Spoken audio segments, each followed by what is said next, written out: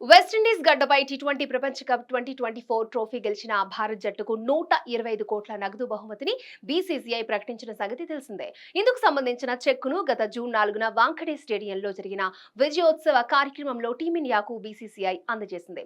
పొట్టి ప్రపంచ కప్ లో పాల్గొనేందుకు ఆటగాళ్లతో పాటు రిజర్వ్ ప్లేయర్స్, కోచింగ్ సిబ్బంది, ఇతర సిబ్బంది కలిపి మొత్తం 42 మంది అమెరికా, వెస్టిండీస్ వెళ్లగా ఎవరికి ఎంత దక్కుతుందని అందరి మధ్యలో ఉంది. తాజాగా దీనిపై ఒక క్లారిటీ వచ్చింది.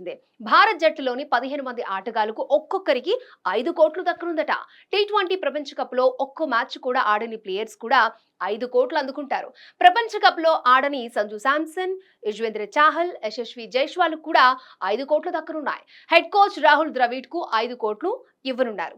ఇక batting coach Vikram Rathod, fielding coach Dilip, bowling coach Paras మాంబ్రేలకు తలొక 2.5 కోట్లు దక్కనున్నాయి. ఇక చీఫ్ సెలెక్టర్ అజిత్ అగార్కర్ తో సహా సెలక్షన్ కమిటీ సభ్యులకి ఒక్కొక్కరికి ₹1 కోటి అందనున్నాయి. అలాగే సహాయక సిబ్బందిలో ఉన్న ఒక్కొక్కరు 2 కోట్లు అందుకుంటారట.